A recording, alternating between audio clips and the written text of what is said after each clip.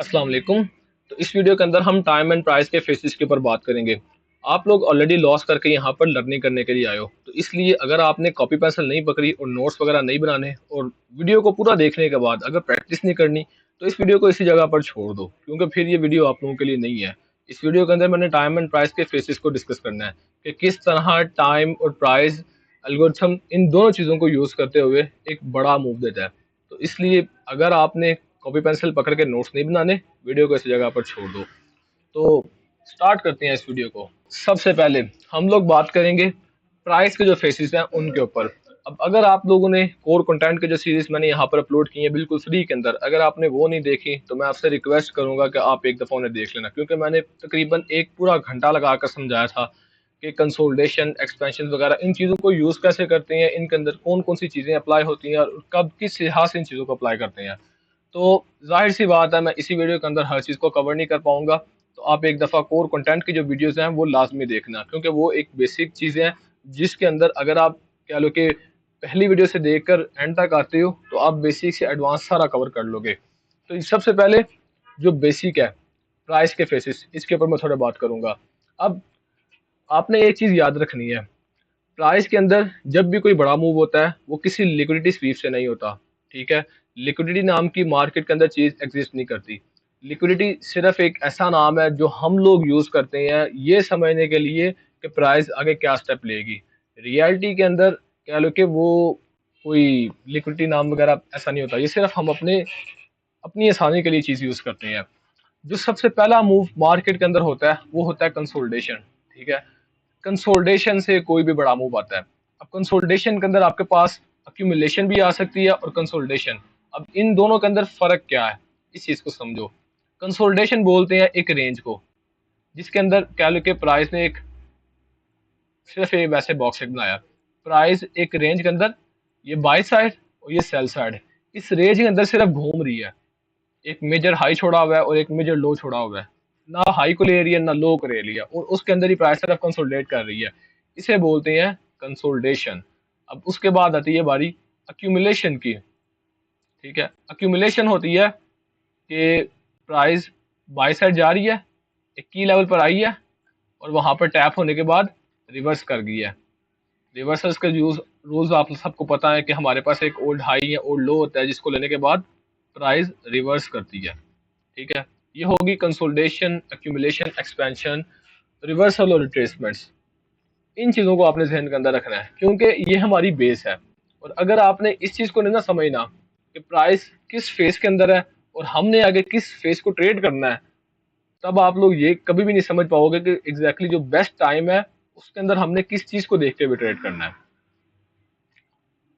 Second चीज़, अब यहाँ पर अप्लाई करते हैं टाइम को। हमने काफ़ी डिटेल से बात की थी कंसोलिडेशन, अक्यूमुलेशन वगैरह इन चीज़ों पर कोर कंटेंट मंथ 1 के अंदर। ठीक है, जब हम टाइम के अंदर इन चीज़ों को अप्लाई करेंगे ना, मोस्टली जो हमारे पास पहला क्वार्टर होता है, अब यहाँ पर आप में से कुछ वो आएंगे जो बोलेंगे कि हमें ये नहीं पता कि क्वार्टर 1 क्वार्टर 2 ये चीज़ है क्या। ठीक है, तो जाहिर सी बात है आपको बेसिक्स पहले सीखनी चाहिए, उसके लिए भी मैंने वीडियोस ऑलरेडी बनाकर अपलोड की हुई हैं। क्वार्टर 1 आप लोगों के पास वो टाइम विंडो होती है जहाँ से हमारे पास एक पूरा साइकिल स्टार्ट होता है। मिसाल के तौर पर जो कैंडल ओपनिंग होती है वो हमारे पास एक डेली साइकिल का Q1 का स्टार्ट होता है। इसी तरह जो हमारे पास मंडे होता है या किसी भी महीने का पहला वीक जो होता है वो हमारे पास Q1 होता है। और उसके बाद जो अगले अगले क्वार्टर्स आते हैं, जिस तरह लंदन सेशन हो गया या ट्यूसडे हो गया या सेकंड वीक हो गया, ये हमारे पास Q2 होता है। इसी तरह Q3 और Q4, यानी कि उसके जो अगले क्वार्टर्स होते हैं उनको हम इस तरतीब से समझते हैं। ज़्यादातर इसके अंदर 4 क्वार्टर्स ही होते हैं, लेकिन कई दफ़ा 5वां क्वार्टर भी आ जाता है। जिस तरह वीक के अंदर Q5 आ जाता है, मंथ्स के अंदर भी Q5 आ जाता है। ठीक है, तो हम Q5 को फिर कभी डिस्कस करेंगे क्योंकि ये बहुत लंबा टॉपिक है, इसके अंदर कैलकुलेशन से निकालना पड़ता है कि कब हमारे पास कौन सा वीक किस हिसाब से वर्क करेगा। इसी के अंदर हम स्किपिंग भी देखते हैं और वो सारा स्टफ आता है, इसलिए मैंने भी Q5 को इसके अंदर ऐड नहीं किया, लेकिन वो भी इंशाल्लाह लास्ट में मैं करूँगा, उसकी आपने टेंशन नहीं लेनी। इस चीज़ को समझ लो कि हमारे पास Q1 जो होता है वो मोस्टली एक रेंज के अंदर आता है या फिर अक्यूमुलेट करने के लिए आता है, यानी कि प्राइस एक डायरेक्शन के अंदर लोगों को अक्यूमुलेट करती है। उसका एक्चुअल मूव सेल साइड होता है, लेकिन वो बाय साइड की तरफ लोगों को अक्यूमुलेट करती है। या मिसाल के तौर पर उसका एक्चुअल मूव बाय साइड होगा, वो लोगों को सेल साइड की तरफ, ठीक है, सेल साइड की तरफ अक्यूमुलेट किया। और ये आपके पास जब एक लेवल आ गया, जब वो टाइम स्टार्ट होगा, जब प्राइस ने रिवर्स करना है, वहां पर प्राइस रिवर्सल के पैटर्न यूज करते हुए रिवर्स कर जाती है। तो बेसिकली इसको हम Q1 के अंदर मोस्टली देख रहे हैं। किसी भी साइकिल का जो Q1 होता है वो इसी तरह से ज्यादातर यूज होता है, जिसके अंदर प्राइस एक रेंज क्रिएट करती है या फिर लोगों को एक डायरेक्शन के अंदर अक्यूमुलेट करती है। Q2 एक्सपेंशन आते हैं, यानी कि मिसाल के तौर पर ये हमारे पास Q1 की रेंज है, ठीक है, Q1 की रेंज है। अब Q1 की रेंज का हाई और लो, इसको आप मार्क करके रख लो। Q2 के अंदर मोस्टली प्राइस इन हाई या लो को लेती है और फिर रिवर्स करती है। जिस तरह आप लोगों ने ये देखा होगा ICT की क्लासिक बुलिश या बेरिश प्रोफाइल, जिसके अंदर प्राइस मंडे या मंडे वाले दिन एक रेंज क्रिएट करती है और ट्यूसडे वाले दिन मंडे का हाई या लो लेने के बाद रिवर्स कर जाती है, और वहां पर हमारे पास एक लोअर टाइम फ्रेम के अंदर change in stay of delivery होता है। ठीक है, तो इस चीज को वो ICT ने इस तरह से एक्सप्लेन किया हुआ है।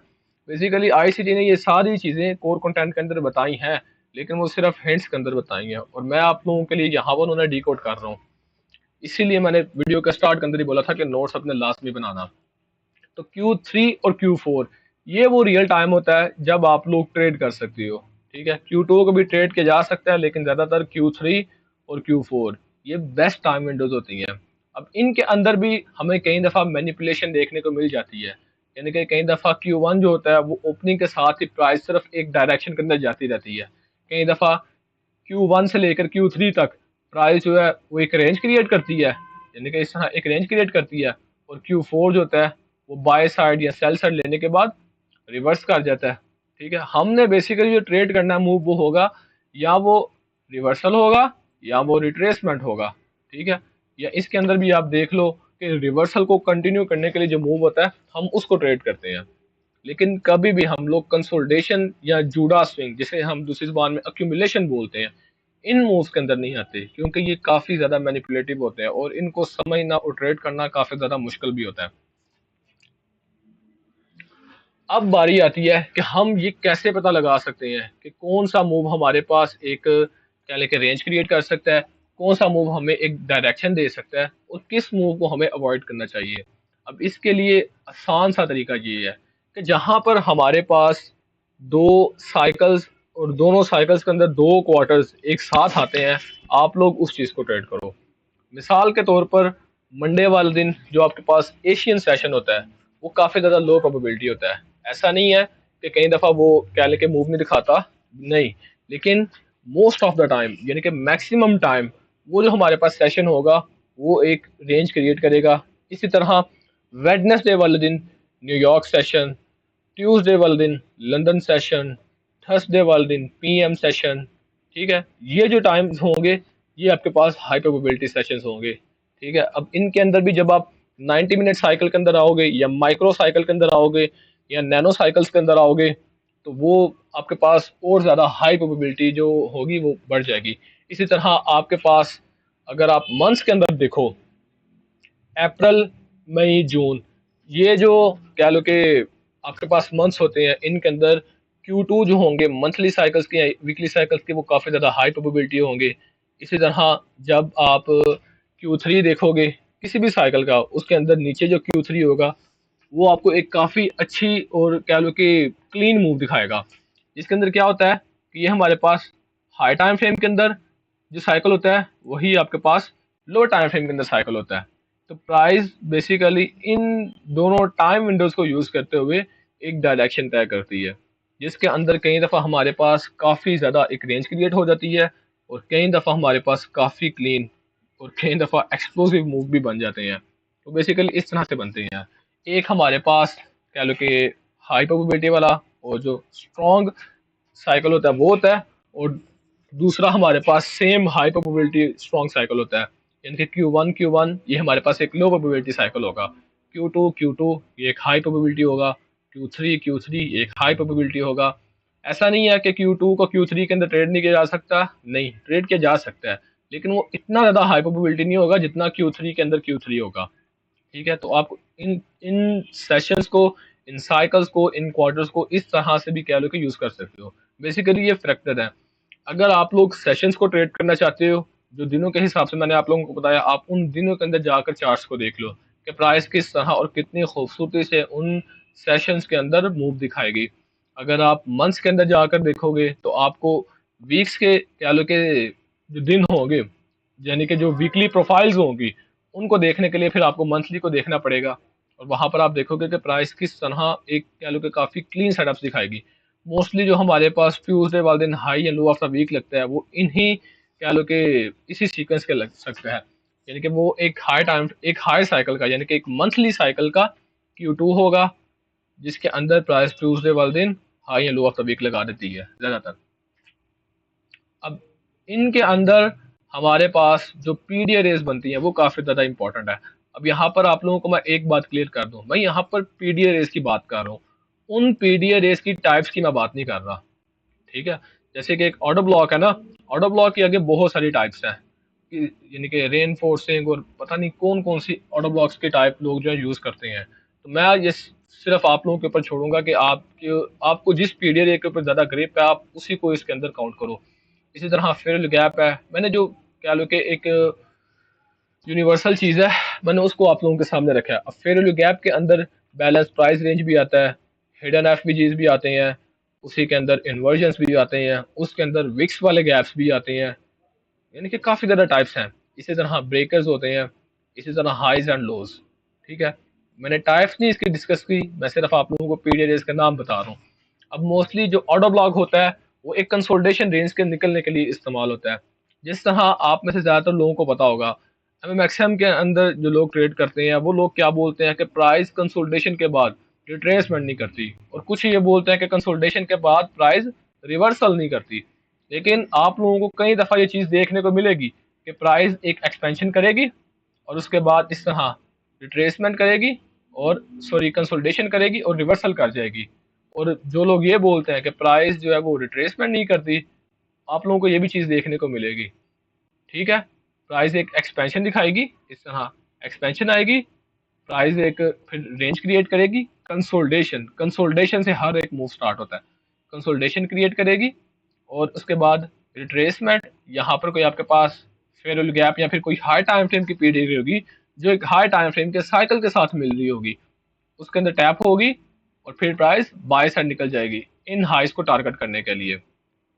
तो इस तरह से प्राइस जो है वो टाइम के साथ अलाइन होकर एक बिग मूव क्रिएट करती है। तो इसको ज़रा हम अब चार्ट्स के ऊपर जाकर समझते हैं। तो अब मेरे सामने गोल्ड का वीकली चार्ट ओपन है। ठीक है, अब मैंने गोल्ड को चूज इसीलिए किया है कि ज़्यादातर लोग जो है वो ग्रुप के अंदर भी और आगे पीछे गोल्ड का ट्रेड करते हैं। तो मैंने सोचा शायद इसके ऊपर आप लोगों को समझाना ज़्यादा मुफीद साबित रहेगा आप लोगों के लिए। अब यहाँ पर देखो, अभी इस वक्त गोल्ड ऑल टाइम हाई पर बैठा हुआ है। ठीक है, यहाँ पर ट्रेंड बुलिश जा रहा है। अब यहाँ पर अगर आप लोग देखो, यहाँ से हम ले लेते हैं, यहीं से। ठीक है, यहाँ से ट्रेंड बुलिश गया, सही है। अब यहाँ पर अगर आप लोग देखो, ये हमारे पास एक रेंज बनी है, देख रहे हो ना, ये एक रेंज बनी है जिसके अंदर प्राइस ने कंसोलिडेट किया है, रेंज को ब्रेक किया और फिर एग्रेसिव मूव दिया है यहाँ पर एफबीजी, और प्राइस यहाँ से कंटिन्यू बाय साइड निकल गया है।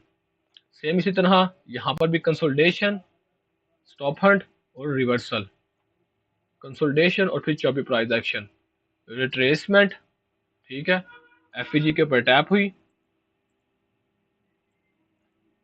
और यहाँ से रिवर्सल।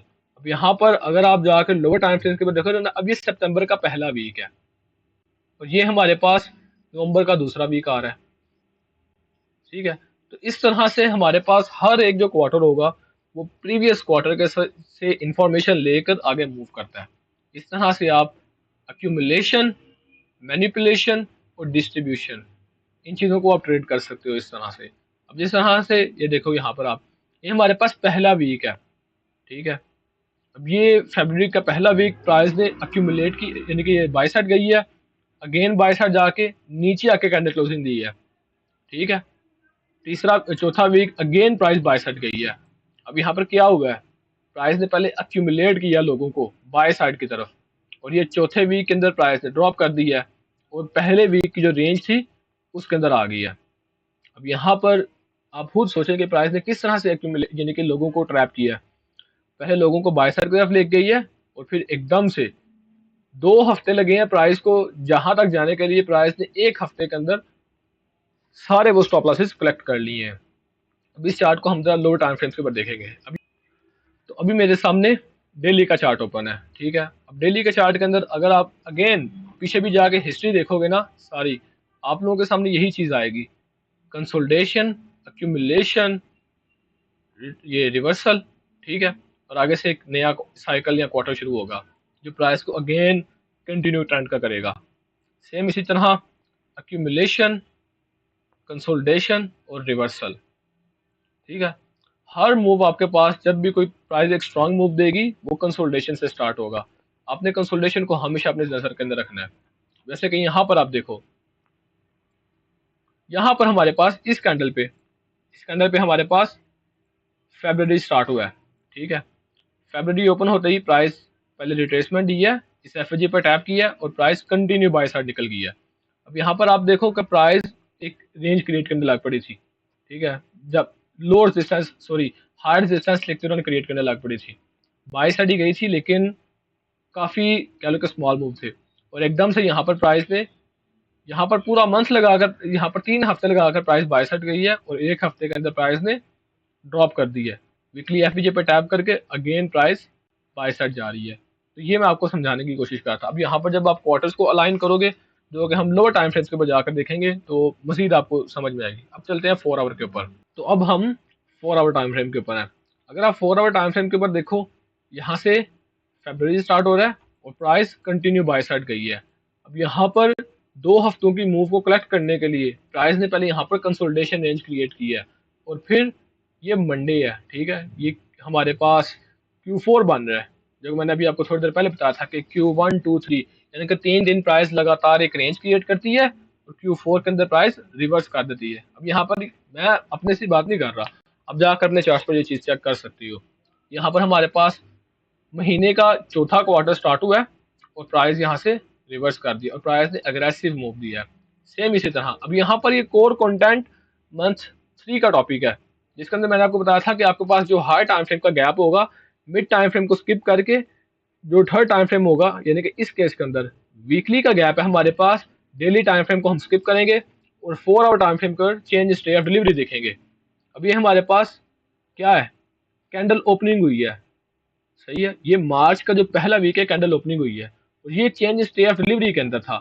कैंडल ओपनिंग होते ही प्राइस उसे टैप किया और देखो किस तरह प्राइस वहां से निकल गई है, ठीक है। आप अगर देखोगे ना अक्सर ग्रुप्स के अंदर यहाँ पर internal range liquidity to external mark कर रहे होंगे, वो इसी पैटर्न से कर रहे थे, जिसके अंदर प्राइस ने एक गैप पर चेंज स्टे ऑफ डिलीवरी दी है और ये कोर कंटेंट का टॉपिक है जो मैंने आप लोगों को काफी डिटेल से समझाया।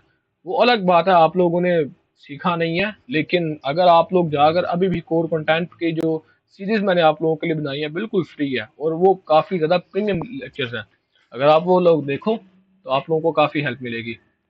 अब इसी तरह से ये टाइम आप लोगों ने याद करने हैं खुद ही।